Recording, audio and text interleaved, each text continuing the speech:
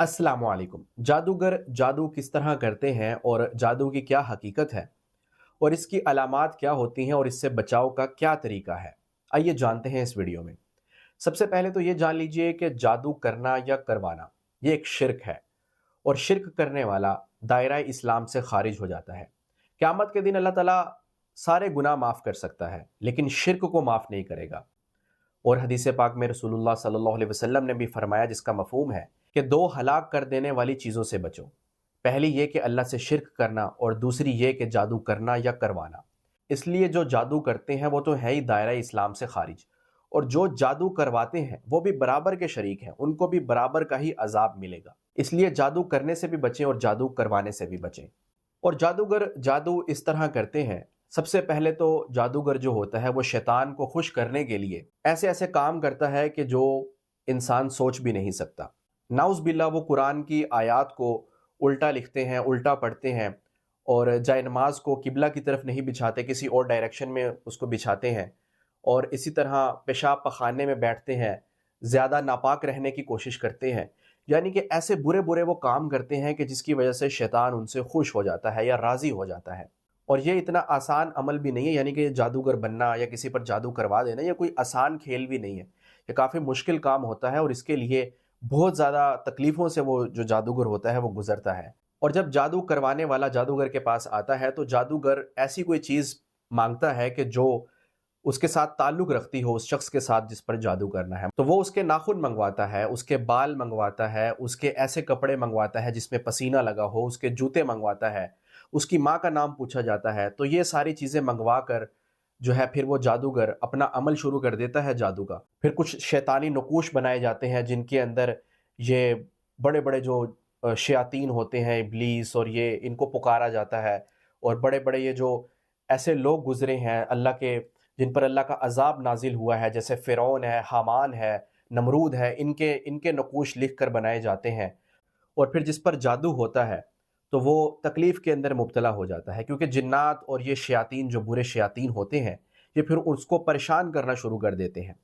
जादू के ज़रिए इंसान को बीमार किया जा सकता है, उसकी मौत भी वाक़ई हो सकती है, मियाँ बीवी के अंदर जुदाई भी डलवाई जा सकती है, उनकी तलाक हो सकती है, रिश्तों को ख़राब भी किया जाता है, और किसी की माली हालत, उसका कारोबार भी बर्बाद करने के लिए जादू किया जाता है। तो लोग नफ़रतों के अंदर आकर, हसद के अंदर आकर और दुश्मनी निकालने के लिए जादू करवाते हैं।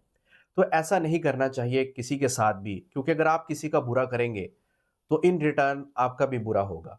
और जादू मुख्तलिफ़ किस्म के होते हैं, जैसे कि मैंने बताया कि किसी को बीमार करने के लिए, मारने के लिए, या किसी मियाँ बीवी के अंदर जुदाई डलवाने के लिए।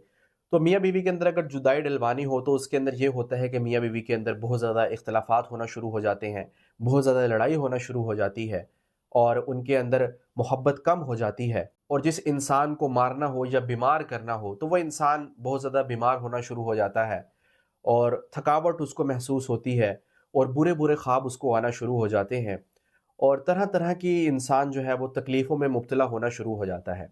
इसी तरह जिसका कारोबार बिगाड़ना हो तो उसके कारोबार में नुकसान होना शुरू हो जाता है, और कारोबार उससे हो नहीं रहा होता और उसको बहुत ज़्यादा घाटा होना शुरू हो जाता है, और माशी हालत उसकी तबाह व बर्बाद हो जाती है। तो मुख्तलिफ़ किस्म के लोग जादू करते हैं और उसकी मुख्तलिफ़ अलामात होती हैं। और कुछ लोगों पर तो इतना सख्त किस्म का जादू होता है कि उनको शयातीन और जिन्नात बहुत ज़्यादा तंग करते हैं, बहुत ज़्यादा परेशान करते हैं। लेकिन आप घबराइए मत, जादू कोई इतना आसान अमल नहीं है कि किसी भी शख्स पर करवा दिया जाए। जादू भी अल्लाह के हुक्म से होता है, क्योंकि अल्लाह ताला ने कुरान में फरमाया कि वो लोग यानी जादूगर जादू नहीं कर सकते थे मगर अल्लाह के हुक्म से। यानी कि इस आयत से हमें यह पता चलता है कि जब अल्लाह का हुक्म होता है तभी जादू भी जो है वो कारआमद होता है। लेकिन इंसान को अपनी हिफाजत करनी चाहिए हर किस्म के शर से बचने के लिए, चाहे वो जादू हो, बुरी नज़र हो, हासिदीन का हसद हो, और शैतानी वसाविस हो। कोई भी ऐसी चीज़ हो जो कि बुरी हो, इंसान को नुकसान पहुंचा सकती हो, उससे बचने की इंसान को एहतियाती तदाबीर इख्तियार करनी चाहिए। वो भी मैं आपके सामने इस वीडियो में जिक्र करता हूँ। उससे पहले ये जान लीजिए कि एक रूसी जादूगर खातून थी।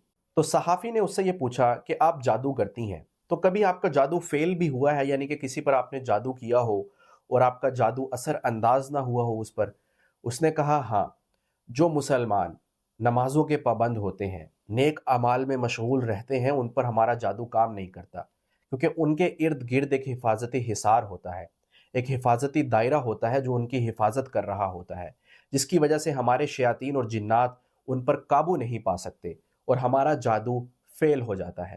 اور ناظرین کرام، یہ حفاظتی حصار اس مسلمان کے ارد گرد بنتا ہے جو نیک اعمال میں مشغول ہوتا ہے، حفاظت کی دعائیں پڑھتا ہے، صبح شام کے اذکار کرتا ہے، نمازوں کا پابند ہوتا ہے۔ تو اس وجہ سے جتنی بھی بری چیزیں ہیں، جتنے بھی شرور ہیں، جتنے بھی یہ جادو ہیں، نظر بد ہے، یہ اس پر حملہ آور نہیں ہو سکتی۔ اس لیے انسان سب سے پہلے تو یہ کوشش کرے کہ وہ نمازوں کو پڑھے اور وضو کی حالت میں رہنے کی کوشش کرے، اور صبح و شام وہ یہ عمل کرے تو انشاءاللہ اس کے ارد گرد حفاظتی حصار ہوگا، حفاظتی دائرہ اللہ تعالیٰ کی طرف سے بنے گا۔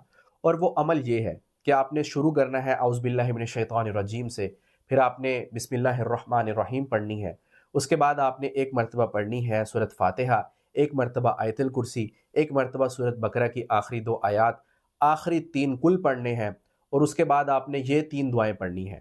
پہلی دعا ہے اعوذ بکلمات اللہ التامات من شر ما خلق، دوسری دعا ہے اعوذ بکلمات اللہ التامات من کل شیطان وہامۃ ومن کل عین لامہ، اور تیسری دعا ہے بسم اللہ الذی لا یضر مع اسمہ شیء فی الارض ولا فی السماء وہو السمیع العلیم۔ ان 3 دعاؤں کو 3 مرتبہ پڑھنا ہے آپ نے۔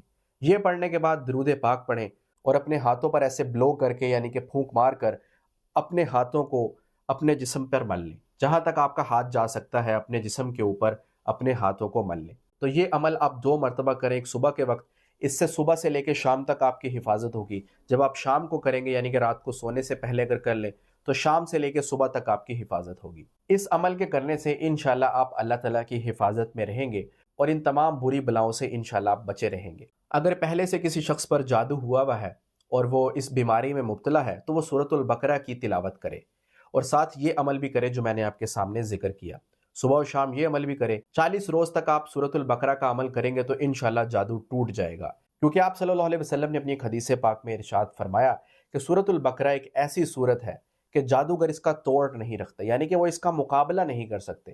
اس وجہ سے جو انسان 40 روز سورۃ بقرہ پڑھتا ہے، تو اگر پہلے سے اس پر کوئی اثر ہوا ہے جادو کا یا بری نظر کا، تو انشاءاللہ وہ ٹوٹ جائے گا، ختم ہو جائے گا۔ اور ساتھ آپ یہ عمل بھی کریں جو میں نے آپ کے سامنے ذکر کیا، صبح و شام یہ بھی کرتے رہیں، انشاءاللہ آپ کی اللہ تعالیٰ حفاظت بھی فرمائیں گے اور ان تمام بری چیزوں سے اللہ تعالیٰ آپ کو بچائیں گے۔